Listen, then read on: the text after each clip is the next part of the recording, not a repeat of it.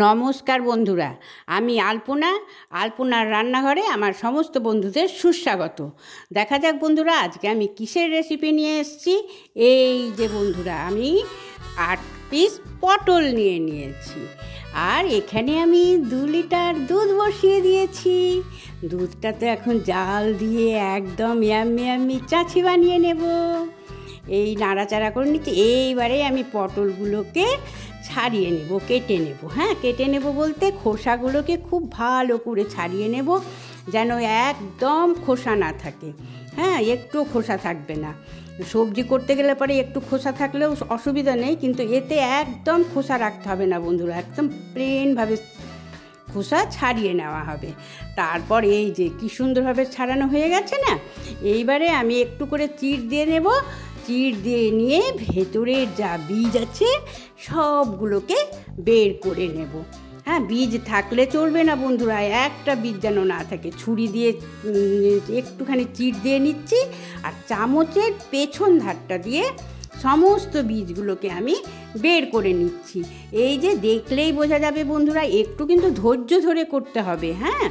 চটপট করে করতে গেলে কিন্তু পটল ভেঙে যাবে। একটু বেশ আস্তে আস্তে ধীরে সুস্থে করতে হবে, সময় লাগবে বন্ধুরা বীজগুলো ছাড়াতে, বের করতে।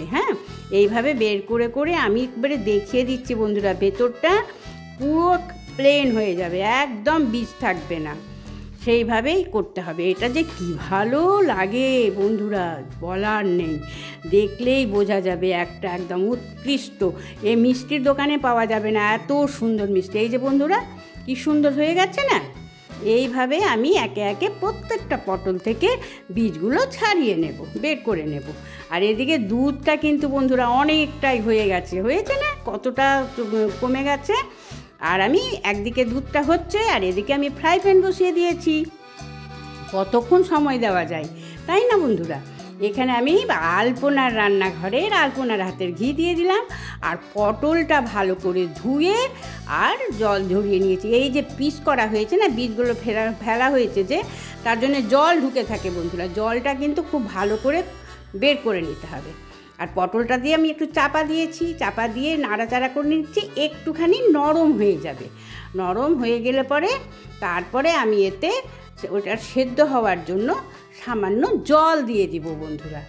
একটু জল দিয়ে, আর আমি ফুড কালার দেব। ফুড কালারটা অপশনালি, দেওয়াও যেতে পারে, না দিলেও কোনো অসুবিধা নেই। কেউ যদি মনে করে না দেবো না, তাহলে না দেবে। আমি দিয়েছি বন্ধুরা।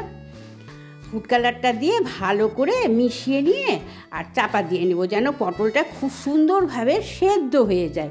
পটলটা কিন্তু সেদ্ধ করে নিতে হবে। সেদ্ধ করতে করতে কিন্তু আবার একটা কিছু দেব, চোখ ফেরালে চলবে না বন্ধুরা, ভালো করে তাকিয়ে দেখতে হবে কখন যে আমি কি দিয়ে দেব। এই তো হয়ে গেছে, চাপা দিয়ে রেখেছিলাম, অনেকটা দেখে মনে হচ্ছে না সেদ্ধ হয়ে গেছে। এইবারে কি দিব চাপাটা খোলার পরে দেখা যাক। এই তো চিনি দিয়ে দিলাম। চিনিটা কেন মিক্সিং বলে, আমি তো মিক্সিং বলে চিনিটা পাউডার করে নিয়েছি, তার জন্যে মিক্সিং বলে দিয়ে দিয়েছি। মিক্সিং বলেই চিনি আমার।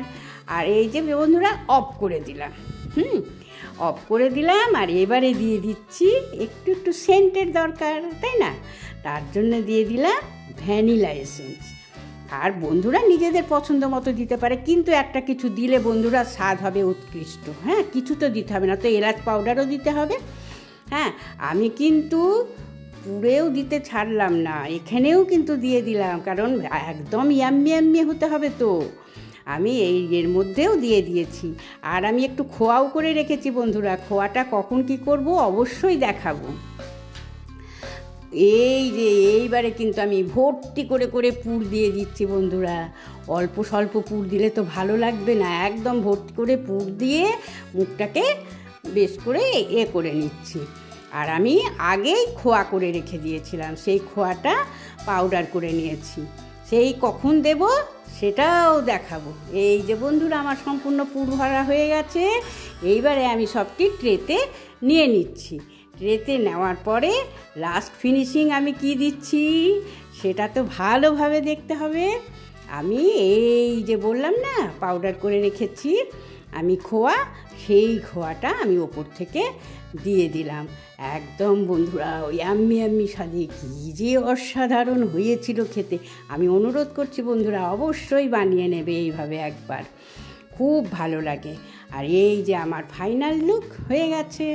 অবশ্যই আমি কমেন্টের আশায় রইলাম বন্ধুরা। লাইক কমেন্ট সাবস্ক্রাইব অবশ্যই বন্ধুরা, নতুন বন্ধুরা প্লিজ প্লিজ প্লিজ সাবস্ক্রাইব করে দেবে। আজকের মতন আসি, বাই, টাটা। আসি বন্ধুরা, পরে দেখা হবে।